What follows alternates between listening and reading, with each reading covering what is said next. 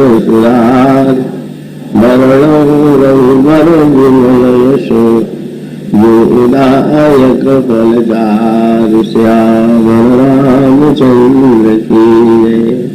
कथा मंदाकिनी चित्रकूट चितचारु तुलसी सुभग स्नेह बन सिंह रघुवीर विहार।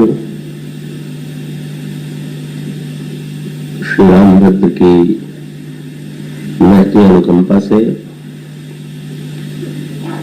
संगीत कला मंदिर ट्रस्ट और संगीत कला मंदिर के तत्वावधान में आयोजित यह 9 दिवसीय कार्यक्रम आज समापन की दिशा में बढ़ रहा है।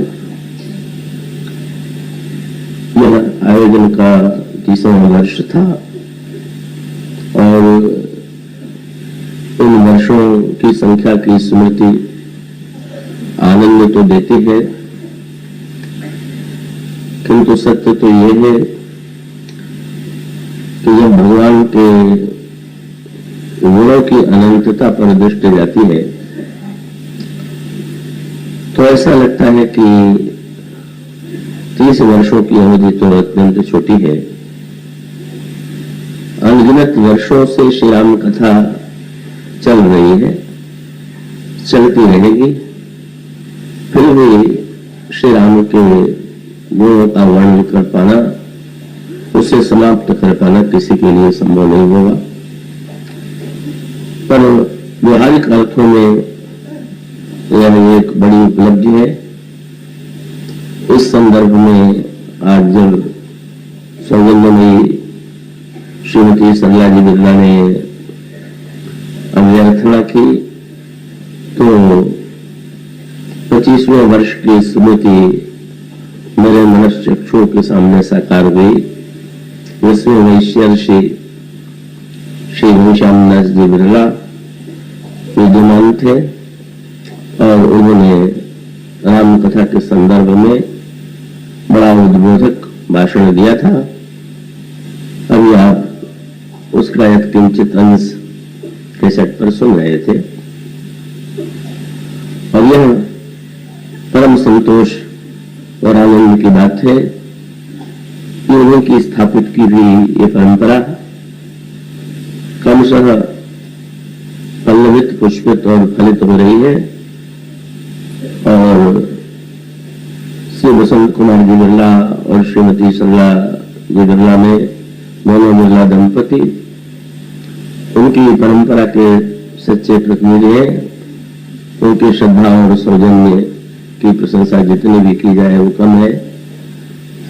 30 वर्षों में उनके स्नेह सद्भाव का मुझे अनुभव होता रहा है और उसमें निरंतर वृद्धि हुई है। तो मैं उनके परिवार के प्रति मंगल कामना और आशीर्वाद देता हूं। इस संदर्भ में इस संस्था के जो अधिकारी दोनों संस्थाओं के हैं, श्री हीरालाल जी सोमानी, श्री राजेंद्र जी लोढ़ा, श्री नारायण प्रसाद जी गोयनका और रवलाल जी बिन्नानी, इनका इस रूप में मैं स्मरण करता हूँ। कोठारी जी का मेरे प्रति बड़ा ही स्नेह रहा है और इसके साथ साथ ऐसे भी कुछ नाम है हमारे श्री चित्रकांत मंत्री जी जो बड़े उत्साही हैं और उस परंपरा को अग्रसर कर रहे हैं, उनका भी मैं स्मरण करता हूँ। हमारे स्नेही कथा संग्रह के लिए दिल्ली से भी आए हैं श्री विजय शंकर जी बाजोरिया, मंगलपुर से हमारे श्री वल्लभ दास जी और ऐसे अनेक महानुभाव हैं कि जिनसे परिचित मैं नहीं हूं, तो इस कथा प्रसंग में भाग लेते रहे। परसों अचानक मेरे मन में एक बात आई कि वक्ता के नाते 30 वर्षों के संदर्भ में मेरी अभ्यर्थना की जा रही है, लेकिन ऐसे श्रोता के विषय में भी पता लगाना चाहिए और उस श्रोता की भी अभ्यर्थना की जानी चाहिए जिसने 30 वर्षों तक निरंतर सुना।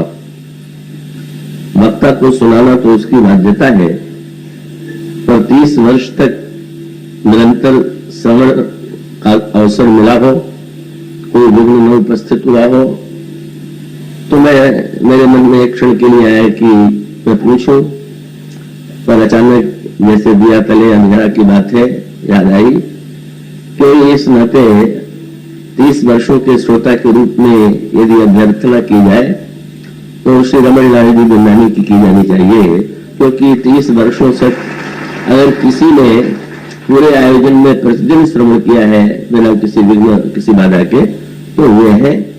उन्होंने मेरे प्रति बड़े भावपूर्ण उद्गार प्रकट किए हैं, पर वक्ता जब तक श्रोता सहयोग न दे तब तक वक्ता के अंतर हृदय का जो सत्य है अभिव्यक्त नहीं होता।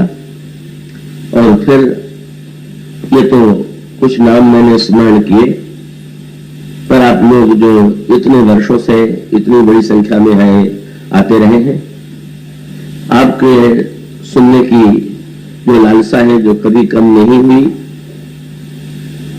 का वो आप सब श्रोता मेरे लिए वंदनीय है। और इस अवसर पर जब मेरी अभ्यर्थना की जा रही है तो मैं सभी महानुभावों का और सभी देवियों की अभ्यर्थना करता हूं जिन्होंने श्री राम कथा में इतना रस पाया है। आइए इस वर्ष जो प्रसंग लिया गया था संक्षेप में उस पर एक दृष्टि डालें। यद्यपि शायद इतने वर्षों में सबसे संक्षिप्त प्रसंग इसी बार चुना गया था जब केवल एक दोहे को केंद्र बना करके व्याख्या की गई, पर सचमुच और ये संयोग की विलक्षण संयोग था, ये जानबूझ करके नहीं हुआ कि 30वें वर्ष में जो प्रसंग चुना गया वो भी कथा की महिमा से ही संबंधित था। तो शायद इस वर्ष के लिए इससे अधिक कोई उपयुक्त प्रसंग नहीं हो सकता था, पर मेरी जो बाध्यता है, मेरी गति बड़ी धीमे चलने की है, बहुत मंथर गति से मैं चलता हूं, तो मैं तो यही अनुभव कर रहा हूं कि शायद इस दोहे की भी व्याख्या पूरा कर पाना मेरे लिए संभव नहीं हुआ। तो ये राम कथा की अनंतता है। हमारे पिताजी एक कविता कहा करते थे कि किसी कवि ने कल्पना की कि श्री राम के गुणों का गायन करने के लिए किसे निमंत्रित किया जाए, तो ऐसा लगा कि सबसे अधिक सिर जो है वो तो शेष जी के हैं और वे 1000 मुख वाले हैं, तो उन्हीं को आमंत्रित किया जाए। तो उसकी कल्पना बढ़ती गई और कल्पना करते हुए उन्होंने कवि ने कहा कि वैके कोटि शेष और शेष शेष प्रति कोटि शीश, 1000 सिर वाले शेष के एक एक सिर पर करोड़ करोड़ सिर और रख दी जाए। वैके कोटि शेष शेष शेष प्रति कोटि शीश, और प्रति शीश कोटि कोटि मुख प्रगटावेंगे, और प्रति मुख कोटि कोटि रसना धरावे फेर, प्रति रसना पर कोटि भारती बसावेंगे, और कल्प निरंतर अनंतर अनंत हुई, जन्म है अनंत जो अनंत गुण गावेंगे, रसिक बिहारी सीता रामचंद्र जू के तऊ, चरित अपार को नेक उपार पावेंगे। सचमुच भगवान का ये जो अद्भुत गुण है वो अनंत है, और ये मेरे लिए काव्य का सत्य नहीं है, एक अनुभूति का सत्य है। और अपने आप की यंत्रता को मैं वाणी के माध्यम से नहीं, अनुभूति के माध्यम से कहता हूं।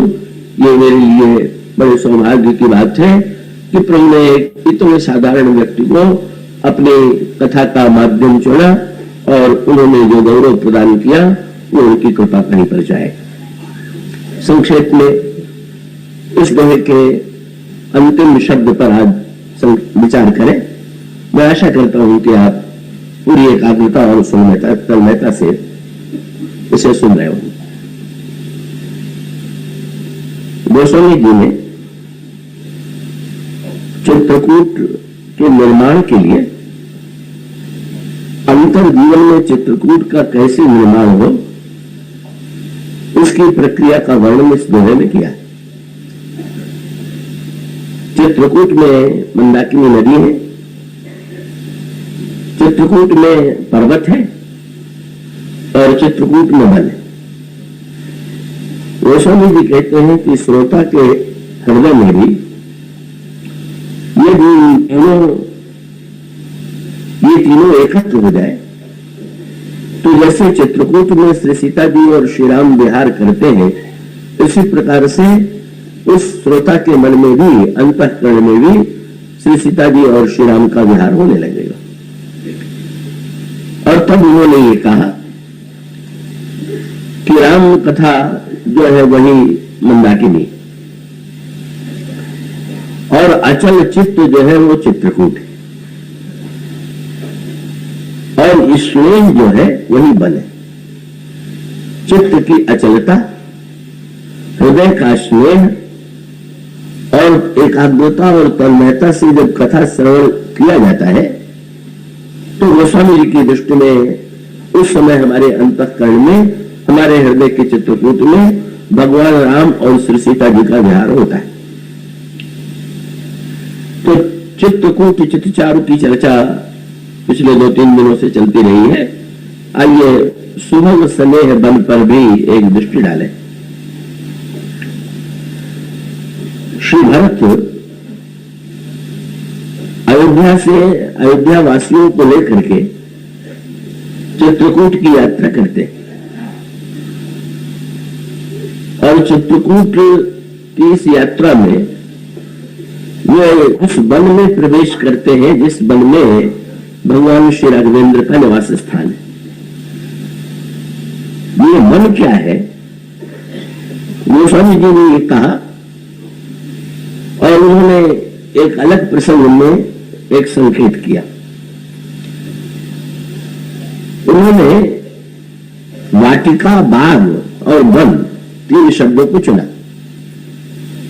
वाटिका का अर्थ आप जानते ही हैं, जहां फूल खिलते हैं, फूल खिलाए जाते हैं, तो संक्षिप्त रूप से वाटिका है। और बाग का अर्थ यह है कि जहां पर केवल पुष्प ही नहीं खिले हुए हैं, अपितु जहां पर अन्य वृक्ष भी है। और वो वाटिका की अपेक्षा बाग जो है वो विशाल है और बाग की अपेक्षा भी वन जो है वो और विशाल है, क्योंकि वाटिका और बाग में तो प्रयत्न करना पड़ता है। वाटिका की रक्षा के लिए तो बड़ी सावधानी की अपेक्षा है, बाग की सुरक्षा के लिए भी प्रयत्न करना पड़ता है। किंतु जब वो वन के रूप में परिवर्तित हो गया तो वाटिका और बाग की तरह की समस्याएं वन के समक्ष नहीं। गोस्वामी जी ये कहते हैं कि यही 3 क्रम, स्नेह के 3 क्रम है। और उन्होंने जो दोहा लिखा वह पुलक वाटिका बाग वन सुख सुविहंग विहार माली सुमन स्नेह जल सींचत लोचन चारु। और उसका अभिप्राय यह है कि वाटिका और बाग तब है जब साधना के द्वारा प्रेम को पाने का प्रयास किया जा रहा है, और वन के रूप में प्रेम तब है कि जब वो प्रेम ऐसा अंतःकरण में व्याप्त हो गया कि उसके लिए किसी प्रयत्न या साधना की आवश्यकता नहीं। अब इस सूत्र को गोस्वामी जी ने बड़े सांकेतिक रूप में प्रकट किया। तो वाटिका, बाग और वन का एक पक्ष दूसरा भी है। वन के रूप में चित्रकूट के बाद भगवान राम दंडकारण्य में गए तो वन है। और जब लंका में हनुमान जी जाते हैं तो जिस स्थान में श्री सीता जी है उसके लिए गोस्वामी जी ने उपवन शब्द का भी प्रयोग किया है, वाटिका शब्द का भी प्रयोग किया है और वाग शब्द का भी प्रयोग किया। चले उनाई सिर पैठ्यू बागा, या तह अशोक उपवन जह आई, या नाथ एक आवा कभी भारी, ते अशोक वाटिका उजारी। इन दोनों पर दृष्टि डालिए। वाटिका बाग और वन का एक पक्ष वो है जहां पर दुख और दुर्भाग्य की सृष्टि होती है। यह है दंडकारण्य और अशोक वाटिका। यह अशोक उपवन कह लीजिए, या अशोक वाटिका कह लीजिए, या अशोक बाग कह लीजिए। इसका अभिप्राय यह है कि अंतःकरण तो या तो वाटिका के समान होगा, या बाग के समान होगा, या वन के समान होगा। तो संशय तो वन है, संशय वन के पश्चात भ्रम जो है कहिए मानो बाग है, और फिर अंत में वाटिका जो है कब वो मोह भ्रम और संशय अंतःकरण की एक स्थिति है, एक पक्ष ही है। और अंतःकरण का दूसरा पक्ष है जहां पर भगवान राम और श्री सीता जी निवास करते हैं। जो बाग, जो वाटिका या जो वन उन्हें बड़ा प्रिय है, उन तीनों पर भी एक दृष्टि डाल लें। तो इसका अभिप्राय है कि संशय, मोह और भ्रम इनका जब अंतःकरण में उदय होता है, तो जैसे दंडकारण्य में श्री सीता जी से श्री राम का वियोग होता है, श्री सीता जी श्री राम से दूर चली जाती है, जैसे स्वर्ण मृग को देख करके उन्हें भ्रम होता है, श्री राम को विलाप करते देखते देखते हुए सती जी को भ्रम होता है, एक स्थिति है। और अंत में ये सीता जी बंदिनी बना करके लंका में ले जाई जाती है। और उसका अभिप्राय यही है कि ऐसा कोई अंतःकरण नहीं है, ऐसा कोई व्यक्ति नहीं है कि जहां पर जनक नंदिनी सीता विद्यमान न हो। पर जनक नंदिनी सीता विद्यमान है या तो दंडकारण्य और अशोक वाटिका या अशोक बाग में, पर वहां उनकी स्थिति क्या है? गोस्वामी जी कहते हैं, जब पूछा गया कि इस वाटिका का नाम तो बड़ा सुंदर है, ये जितने दोनों पक्ष है, ये जिन वाटिका बागों का नाम लिया गया उसमें सबसे साहित्यिक नाम जो है वो रावण वाली वाटिका का ही, और ये व्यंग है तुलसीदास का। पूछा गया महाराज जी इतना बढ़िया नाम तो आपने जनक की वाटिका का भी नहीं लिखा, ये तो बहुत विलक्षण वाटिका है जिसका नाम ही अशोक है। तो तुलसीदास जी ने कहा कि हाँ, नाम तो अशोक है, पर इस अशोक वाटिका का जरा देख लीजिए दृश्य भी। क्या? वह तह अशोक उपवन जह आई, सीता बैठ शोक करता है। ये वो अशोक वाटिका है जहां पर सीता जी शोक में आंसू बहा रही, जहां राक्षसियों से घिरी हुई है, जहां वो डराई जा रही। और इसका अभिप्राय ये है कि अगर हम अपने अंतःकरण में भक्ति देवी को रावण के समान बंदिनी बनाना चाहेंगे, कपट छल के द्वारा उन्हें जीवन में लाना चाहेंगे, तो भले ही ऐसा लगे कि सीता जी विद्यमान है, पर वहां वे दुर्वृत्तियों से घिरी हुई, राक्षसियों से घिरी हुई आंसू बहाती हुई है, वहां दुख और शोक का वातावरण है। और ये स्वयं रावण के लिए प्रारंभ में तो ये बड़े सफलता की बात जान पड़ती है, क्यों वो सीता जी को लाने में समर्थ हुआ। लेकिन सीता जी को लाना रावण के लिए बड़ा महंगा पड़ा, और महंगा इसलिए पड़ा, सीता जी कौन है? तो मंदोदरी और विभीषण ने का सीता जी की तुलना काल रात्रि से या अमावस्या की रात्रि से। काल रात्रि निश्चर कुल के लिए, तो सीता जी अमावस्या की रात्रि है कि पूर्णिमा की रात्रि है? और इसका उत्तर क्या है? तो कौन रात्रि अमावस्या की रात्रि है और कौन रात्रि पूर्णिमा की रात्रि है, इसका निर्णय तो एक ही वस्तु के द्वारा होता है, अगर आकाश में पूर्ण चंद्रमा है तो पूर्णिमा है, और आकाश में अगर चंद्रमा का पूरी तरह अभाव है तो अमावस्या है।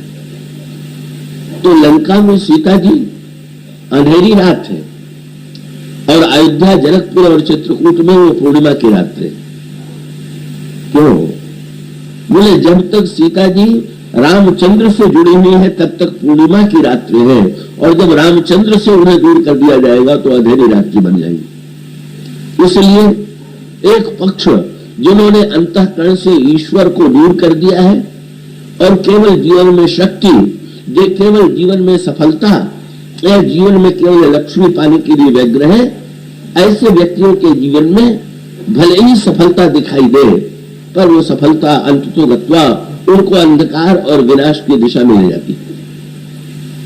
जब अंगद रावण की सभा से लौट करके आए और बंदरों को उन्होंने बताया कि रावण की सभा में मैंने प्रतिज्ञा की थी कि मेरा चरण अगर तुम या तुम्हारी सभा का कोई व्यक्ति हटा देगा तो मैं सीता जी को हारता हूं, श्री राम लौट जाएंगे। तो बंदर चौंक पड़े, ये तो आपने बैठे बैठाए झगड़ा बोल दिया, और प्रतिज्ञा की भी तो कितनी विकट प्रतिज्ञा की। क्या इसकी क्या आवश्यकता, रावण ने चुनौती दी होती तो समझ में आता, पर आपको ये कहने की क्या आवश्यकता थी? अंगद ने बड़ा सुंदर उत्तर दिया। अंगद ने कहा कि वस्तुतः मैं रावण की वास्तविकता को संसार के सामने प्रकट करना चाहता था। क्या रावण को देख करके ऐसा भ्रम हो सकता है बहुत से व्यक्तियों के अंतःकरण में, और अब भी होता है। कुछ लोगों की मान्यता होती है कि किसी भी पद्धति से सफलता प्राप्त कर लेना ही सर्वोच्च व्यक्ति की महानता का लक्षण है, और जब कोई व्यक्ति किसी वस्तु को किसी भी मार्ग से किसी दिशा में सफल हो जाता है तो लोग उसके प्रति नमन करते हैं कि ये व्यक्ति तो बड़ा सफल व्यक्ति है।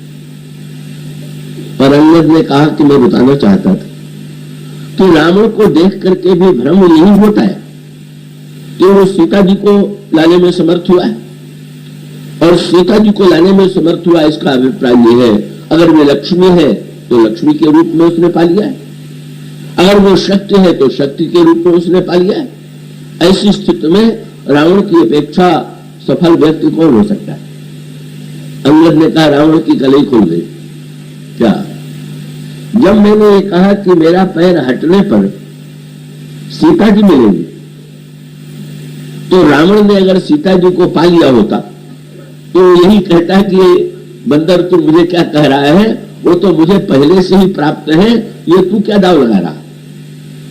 पर जब रावण ने राक्षसों से कहा कि तुम लोग इस बंदर का पैर पकड़ करके इसको दूर फेंक दो, तो कलई खुल गई कि रावण भी जानता था कि मैंने पाया वाया नहीं है, केवल देखने में लगता है, नहीं तो प्रयत्न क्यों करते? जिसने पा लिया है वो किस बात के लिए प्रयत्नशील है, क्यों प्रयत्न कर रहा है? और अंगद से पूछा गया कि इतनी बड़ी प्रतिज्ञा करने में तो आपके लिए बड़ी चिंता का प्रश्न था। तो अंगद ने मुस्कुरा करके कहा मुझे क्यों चिंता हो? क्यों? बोले बताइए, दाव पर जो वस्तु मैंने लगाई वो मेरी थी कि प्रभु की थी? मैंने तो सीता जी को दाव पर लगाया। अगर वो प्रभु की शक्ति है तो चिंता प्रभु को होनी चाहिए कि चिंता मुझे होनी चाहिए? तो एक पक्ष है अंगद का जो इस सत्य को प्रकट करते हैं कि वस्तुतः शक्ति ईश्वर की है, और वे जब प्रतिज्ञा करते हैं तो ईश्वर के बल का आश्रय लेकर के करते हैं, और जब संशय, भ्रम या कपट के द्वारा, छल के द्वारा हम सफलता प्राप्त करते हैं तो हमारे जीवन की परिणति लंका के रूप में होती है। एक पक्ष जीवन का ये, और दूसरा पक्ष वाटिका और बाग और वन। तो वाटिका और बाग जो है वो तो जनकपुर में, और ये जो वन है वो चित्रकूट में। सर्वोत्कृष्ट रामायण में जितने स्थानों का वर्णन किया गया है उसमें सर्वोत्कृष्ट स्थान जो है वो चित्रकूट का है, और महासूत्र क्या आपको मिलेगा? महाराज श्री जनक की वाटिका, और उस वाटिका के साथ साथ बाग, ये दो शब्दों का प्रयोग का आपने प्रसिद्ध शब्द सुना होगा। भगवान राम महाराज श्री जनक की पुष्प वाटिका में गए। गोस्वामी जी ने उस प्रसंग में वाक्य लिखा कि भूप बाग बर देखे जाई। कब भगवान श्री राघवेंद्र ने राजा जनक का बाग जाकर के देखा। अब जरा दृष्टि डालिए, इस वाटिका में सीता जी भी है और श्री राम भी इस वाटिका में आए हुए हैं। और इसका अभिप्राय क्या हुआ कि अगर हम ये चाहते हो कि हमारे अंतःकरण की वाटिका में कह ईश्वर आवे, भक्त रूपा सीता आवे, तो हमारा कर्तव्य है कि वाटिका पहले लगावे, प्रयत्न करें, सुंदर पुष्पों के पौधे को धीरे धीरे बीज के रूप में डालें, उन्हें अंकुरित दें, करें, उन्हें सिंचाई होने दें और उसमें समय पर फूल खिले। मैं आशा करता हूं कि संक्षेप में कही गई इस बात को आप ध्यान से हृदयंगम करें। भगवान राम क्यों आए हुए हैं? वाटिका में आए हुए हैं। क्यों आए हुए हैं? बोले सुमन चुनने के लिए। अब ये सुमन शब्द जो है, वाटिका होगी तो उसमें सुमन होगा, और सुमन जो है एक और फूल का नाम है और दूसरी ओर सुमन का अर्थ है सुंदर मन। और इसका अभिप्राय यह है कि अगर अपने हृदय की वाटिका में बुलाना चाहते हैं तो पहले अपने सुमन को तो खिलाइए। जहां सुमन खिले होंगे वहां पर आकृष्ट हुए श्री राम जो है स्वयं उन सुमनों का सदुपयोग करने के लिए पधारते। और फिर गोस्वामी जी ने बड़ा मार्मिक वर्णन किया, ईश्वर और भक्ति का दोनों का मिलन उस वाटिका में होता है और इसी बाग में होता है। प्रभु आए हैं वाटिका के लिए और उससे सीता जी आई हुई है बाग के लिए। वाटिका में पुष्प खिले हुए हैं, सुमन खिले हुए हैं और बाग में पार्वती जी का सरोवर के पास मंदिर है। पार्वती जी आई हुई है पूजन के लिए। और यहां पर जहां पर वाटिका और बाग का ये अद्भुत संयोग है, यही श्री सीता जी और श्री राम का मिलन होता है। अब गोस्वामी जी संकेत करते हैं वाटिका क्या और बाग क्या। तो उन्होंने पहली बात उनसे जब उन्होंने लिखा कि भूप बाग बर, राजा के बाग में भगवान राम आए, तो पढ़ने वाले ने कहा महाराज लंका की वाटिका का नाम आपने इतनी बार लिखा, अरे ये तो बताइए कि जनक की वाटिका का क्या नाम था। तो गोस्वामी जी ने ये कहा कि रावण जो है वो देह की वाटिका में बैठा हुआ और ये विदेह की वाटिका है, और नाम तो देह का ही होता है, विदेह का नाम थोड़ी होता है। जब भी नाम लिया जाएगा, ये नाम के प्रति रावण के मन में बड़ा पंडित था ना, तो नाम के चुनाव में बड़ा सावधान था। अशोक अपने वाटिका का नाम उसने कहा यह अशोक वाटिका है। पुत्र का जन्म हुआ तो कहा यह अक्षय कुमार है। और जब शंकर जी ने तलवार दी तो तलवार का नाम उसने रखा यह चंद्रहास। पंडित था और विचित्र बात क्या, अक्षय वो है जो दूसरों को मारे, अशोक वो है जो दूसरों को रुलावे, और चंद्रहास वो है जो दूसरों का सिर काट ले। तो इससे बढ़कर के नाम की विडंबना क्या होगी। इसीलिए हनुमान जी ने आकर के, चंद्रहास तो श्री सीता जी के सामने स्तंभित हो गया, पर हनुमान जी ने अशोक वाटिका को उजाड़ दिया, अशोक बाग को उजाड़ दिया और अक्षय कुमार को मार दिया। किसी ने हनुमान जी से पूछ दिया कि महाराज आपने तो श्री सीता जी से केवल फल खाने के लिए पूछा था, आपने ये तो नहीं कहा था कि आप बाग भी उजाड़ देंगे, तो क्या आपने आज्ञा का उल्लंघन नहीं किया? आपने तो यही कहा कि सुनो मां को मैं अतिशय भूखा, और आप चले उलाए से बैठे भागा, फल खाए से तो तोड़े लगा। हनुमान जी ने कहा भाई मैं तो गया था फल खाने के लिए, और इसीलिए आज्ञा भी मैंने फल खाने के लिए थी, तो बाग क्यों उजाड़ दिया? बोले वाटिका, इस मां की आज्ञा से जब फल मैंने खाया तो फल खाने का ये फल हुआ कि मैंने बाग को उजाड़ दिया। फल खाने का फल माने हनुमान जी ने कहा मां के आशीर्वाद से भगवान की कृपा मिल जाए, वात्सल्य मिल जाए, और उसके बाद भी मोह का बाग न उजाड़ा जाए, मोह का बाग ज्यों का त्यों बना रहे तो फल खाना किस काम का। भक्ति देवी जब तृप्ति के लिए फल दे तो उसकी सार्थकता तो यही है कि हमारे अंतर जीवन में जो मोह की वाटिका है वो ज्यों की त्यों बनी हुई है तो उजड़ गई। हनुमान जी जा करके अक्षय कुमार को मार करके का अशोक को उजाड़ करके मानो रावण को इसी सत्य का संकेत करना चाहते थे। रावण बहुत बढ़िया नाम रख लेने से कुछ नहीं होता है। जब तुम अपने अंतःकरण में श्री राम को दूर किए हुए हो और श्री सीता जी को रुला करके तुम्हें संतोष का अनुभव हो रहा है तो तुम जो है का वस्तुतः स्वयं शोक के पात्र बनोगे, स्वयं तुम्हारा विनाश होगा। और ये उनका एक पक्ष। और दूसरी ओर भगवान श्री राघवेंद्र जब यहां आए तो तुलसीदास जी से किसी ने पूछा भगवान राम किस ऋतु में आए। तुलसीदास जी ऐसी बातें लिखना बहुधा भूल जाते हैं या जानबूझ के नहीं, भूल कहना तो केवल विरोध की बात है, वो जानबूझ के नहीं लिखते। कब तिथियों के विषय में वो बड़े कृपण है, बड़े संकोची है। तिथियों में एक जन्म की तिथि छोड़ करके और किसी तिथि का रामायण में वर्णन नहीं है और ऋतुओं का वर्णन भी वो बहुधा नहीं करते। तो यहां पर भी उन्होंने बड़ी अपनी अद्भुत शैली का प्रयोग किया। उनसे पूछा गया भगवान राम जब वाटिका में आए सुमन लेने के लिए तो कौन सी ऋतु थी। तो गोस्वामी जी ने कहा बाहर कौन सी ऋतु थी इसका मुझे पता नहीं, पर भीतर कौन सी ऋतु थी इसका मुझे पता है।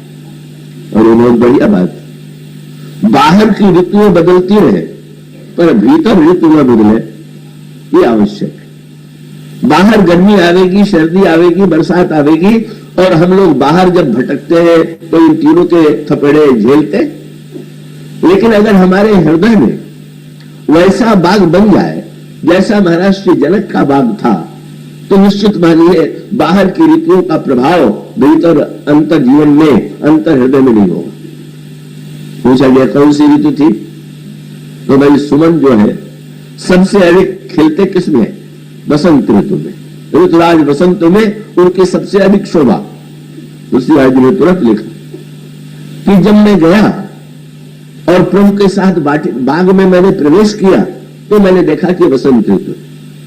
किसी ने याद दिलाया ये तो ठीक नहीं, क्योंकि श्री राम तो अगहन के महीने में विवाह हुआ, कार्तिक में बारात आई, तो भगवान राम तो शरद ऋतु में गए होंगे वाटिका में। ये आपने बसंत कहां से देख लिया।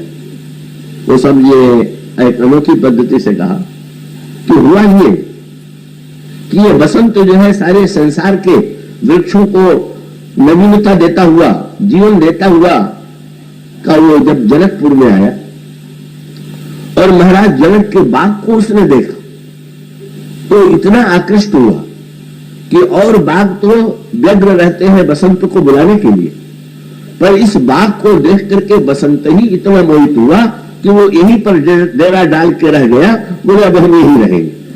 वो सब जी का शब्द वाक्य भूप बाग बर देखे उजाई जब बसंत ऋतु रही लो भाई। बहुत बढ़िया बात है। क्या बसंत ऋतु क्या है और इस बाग में बसंत ऋतु लुभा के क्यों रह गया। देखिए इस वाटिका में, ये वाटिका जो है जनक की तो ही है पर ये श्री सीता जी की बड़ी प्रिय वाटिका है। ये भक्ति देवी की वाटिका है, भक्ति देवी का बाग है। और ये बसंत माने क्या होता है का वसंत का रामायण में उसकी व्याख्या की गई। संत सभा चौदिसी अमराई श्रद्धा ऋतु बसंत समगाई। श्रद्धा ही बसंत ऋतु है। तो उसका अभिप्राय यह है कि जहां पर भक्ति का उदय नहीं हुआ है वहां श्रद्धा को बुलाने के लिए प्रयत्न करना पड़ता है, पर जहां पर भक्ति का उदय हुआ वहां श्रद्धा बिना बुलाए ही आ जाती है।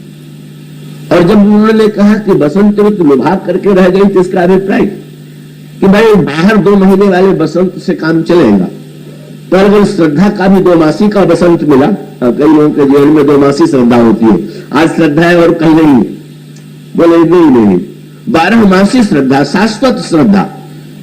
इस बात का अभिप्राय यह है जहां पर भक्ति देवी का निवास है और जहां पर आकृष्ट होकर के श्रद्धा भी स्वयं जहां पर विद्यमान है। और इस दिव्य बाग में भगवान श्री राघवेंद्र बिना किसी निमंत्रण के चले आए। बहुत बढ़िया बात थी। भगवान राम ने बहुत से सुमन एकत्र किए और वो ले जाकर के गुरु जी के लिए दिए। भगवान राम से पूछा गया कि महाराज आपने तो सारे सुमन गुरु जी को दे दिए, आपने अपने लिए कोई सुमन नहीं लिया। तो प्रभु ने कहा कि नहीं, एक सुमन जो था वो तो मेरे ही भाग में पड़ा। और वो सुमन कौन था? तुलसीदास जी ने कहा भगवान श्री राघवेंद्र जिसमें श्री सीता जी के मुख को देखते हैं और वो बोलने लगे तो गोस्वामी जी ने कहा ये भौरे की गुंजार है। और ये भौरे की गुंजार कैसा है? उन्होंने कहा कर तो बतक रही अनुज सन मन स्वीय रूप लोभान और मुख सरोज मकरंद छवि करत मधुप लोपान। श्री सीता जी का मुख ही कमल है और भगवान भ्रमर है। भगवान श्री राम ने कहा बहुत से सुमन मिले पर श्री सीता जी के मुख कमल का सुमन जो था वो तो अद्वितीय था। और उसका अभिप्राय यह है मन के सारे ही भाव कल्याणकारी है, लेकिन जब मन के में भक्ति देवी का उदय हो तो ईश्वर बिना निमंत्रण के चला आता है, ईश्वर बिना बुलाए चला आता है। जैसे पुष्प की वाटिका कभी भौरे को निमंत्रण नहीं देती, लेकिन वो भौरा स्वयं उसकी सुगंध से आकृष्ट होकर आता है। जैसे कमल भ्रमर के पास निमंत्रण पत्र नहीं भेजता पर भ्रमर स्वयं उसके पास आ जाता है, उसी प्रकार से हमारे अंतःकरण में भक्ति का उदय हो, श्रद्धा का उदय हो, सुमन खिले हुए हो। ऐसा अगर ऐसी वाटिका हम अपने अंतःकरण में लगावे तो प्रभु आवेंगे। और प्रभु आकर के तो वहां फल भी बड़े सुंदर थे, का फूल भी बहुत सुंदर थे, पत्ते भी बड़े अच्छे थे। तो प्रभु ने फल नहीं लिया, सुमन लिया। हनुमान जी गए तो उन्होंने फल लिया और प्रभु गए तो उन्होंने सुमन लिया। प्रभु से पूछा गया इसका तात्पर्य क्या? प्रभु ने कहा कि भक्तों के लिए मैं फल दे रहा हूं और स्वयं सुमन ही हमको चाहिए, बस अपना मन हमको दे दीजिए और कुछ देने की आवश्यकता नहीं और किसी फल की कोई अपेक्षा नहीं। और सचमुच भगवान श्री राघवेंद्र जब उस वाटिका में जाते हैं और गोस्वामी जी कहते हैं चहुदिसी चितई पूछ मालीगन लगे लेन दल फूल मुदित मन। भगवान श्री राघवेंद्र बड़े प्रेम से उस वाटिका के सुमनों को संचयित करने लगे। भगवान श्री राम के पीछे पीछे लक्ष्मण जी हैं। जब भगवान राम किसी पुष्प के पौधे के पास जाते हैं और उस खिले हुए फूल को ले लेते हैं तो कलियां उदास हो गई। आज आए हैं, पता नहीं कल आएंगे कि नहीं, और हमारा हृदय तो विकसित था नहीं, हमारा सौरभ तो विकसित था नहीं, तो प्रभु ने भी हमें नहीं छुआ। आए प्रभु, दर्शन हुआ, पर हमारा कितना दुर्भाग्य है कि प्रभु ने हमें अपने दोने में स्थान नहीं दिया। लेकिन पीछे पीछे लक्ष्मण जी हैं और ये लक्ष्मण जी की भूमिका संत की भूमिका है। ईश्वर ने खिले हुए सुमनों को स्वीकार किया, लेकिन लक्ष्मण जी कलियों के भावना को समझ गए और उन्होंने जो कलियां थी उनको तुरंत पौधों से ले लिया और लक्ष्मण जी ने कलियों को दोने में सजाया। पूजन में तो खिला हुआ फूल चाहिए, कलियों का प्रयोग तो किया नहीं जाता। पर लक्ष्मण जी ने, इसका अभिप्राय है भगवान जिसे कृपा करके अपनाना वो तो धन्य है ही, पर संत जिसको अपना ले वो भगवान की कृपा की अपेक्षा भी अधिक सौभाग्यशाली। और यही हुआ। वो खिले हुए सुमन थे। लक्ष्मण जी ने कहा नहीं नहीं, जिनके हृदय में भावना छिपी हुई है का वो खिले हुए भले ही न हो, पर वस्तुतः हम तो ये जानते हैं ना कि तुम्हारे हृदय में प्रभु के प्रति कितनी प्रीति है, कितना तुम्हारे मन में अंतःकरण में आकर्षण है। और परिणाम क्या हुआ? दोनों भाइयों के हाथ में एक फूल, खिले हुए फूल, दूसरे में कलियां। और उसके बाद लक्ष्मण जी ने प्रभु से अनुरोध किया, जरा संकेत किया, जरा चल के कुंज में, लता कुंज में विश्राम तो कर लीजिए। और भगवान श्री राघवेंद्र लता कुंज में चले गए। आइए वो लता कुंज बनावे कि जिस लता कुंज में वाटिका में आने के बाद भगवान जाएंगे। और वो लता कुंज कौन सा है? तो स्वामी जी ने कहा जहां पर वृक्ष और लताएं दोनों लिपटी हुई है उससे कुंज बना हुआ। तो गोस्वामी जी कहते हैं जो सद्गुण है, पुल्लिंग के शब्द है, का वो मानो वृक्ष है। और उसमें लताएं जो लिपटी हुई है कौन है? वो क्षमा दया दम लता बिताना। जहां पर दम का वृक्ष है और क्षमा दया की लताएं जहां लिपटी हुई है, हमारे अंतःकरण में जब दम का उदय होता है, क्षमा दया की वृत्ति का उदय होता है, तो स्वयं उस लता कुंज में प्रभु पधारते हैं। और पधारना स्वाभाविक था क्या? अभी तो पुष्प चुन रहे थे और लता माने एक संकेत, लता वृक्ष का संकेत माने, वृक्ष अलग हो लता अलग हो तो भी शोभा है, लेकिन जब वृक्ष लता का आश्रय लेकर के कुंज की रचना कर दे तो अद्भुत शोभा है। मानो यहां पर वही संकेत आता है जो चित्रकूट में एक दिन आया था, का वृक्ष और लता दोनों के द्वारा बना हुआ था मंडप। भगवान राम ने देखा और श्री सीता जी से कहा कि प्रिय देखो तो ये वृक्ष कितना सौभाग्यशाली है कि लता ने अपने पत्तों से इसे ढक दिया और कितना सौंदर्य बढ़ा दिया। बिना लता के वृक्ष के सौंदर्य में बड़ी कमी थी। भाग्यशाली था वृक्ष जिसको लता ने आच्छादित किया। और श्री सीता जी ने उसको उलट दिया प्रेम की भाषा में। उन्होंने कहा नहीं, तो मुझे तो लगता है कि भाग्यशाली तो ये लता है जिसको वृक्ष ने ऊपर उठा दिया, नहीं तो नीचे तो उसको पशु भी चढ़ सकता था, इसलिए सौभाग्यशाली लता। वस्तुतः लता और वृक्ष के प्रतीक बन गए भगवान राम और सीता। भगवान राम अपनी कल्पना वृक्ष के रूप में करते हैं और श्री सीता जी अपनी कल्पना अपने विषय में भावना जो बनाती है वो लता की। भगवान राम का संकेत था, आपको पाकर के मैं धन्य हो गया, मैं सौभाग्यशाली। और सीता जी कहती है कि नाना आपको पाकर के मुझे आपने आश्रय दिया तो मैं धन्य हो गई। निर्णय कैसे हो कि वृक्ष सौभाग्यशाली की लता? तो लक्ष्मण जी की ओर दोनों की दृष्टि गई। दोनों ने लक्ष्मण से पूछ दिया, अब तुम निर्णय करो कि वृक्ष अधिक सौभाग्यशाली है कि लता? लक्ष्मण जी ने कहा दोनों बिल्कुल बराबर सौभाग्यशाली है, दोनों में कोई कम बेस नहीं है, दोनों भाग्यशाली है। लेकिन प्रभु तीसरा जो है वो इन दोनों से भाग्यशाली है। कौन? वो पथिक जिस पर लता और वृक्ष मिलकर छाया किए हुए हैं, वो जितना सौभाग्यशाली है उतना सौभाग्य और किसी का नहीं। प्रभु का लक्ष्मण का संकेत अपने और था कि आप दोनों के स्नेह का वरद हस्त जो मेरे ऊपर है, मैं जितना धन्य हो गया उतनी धन्यता और कहां पर होगी। और सचमुच यहां पर सांकेतिक प्रतीक वही बना।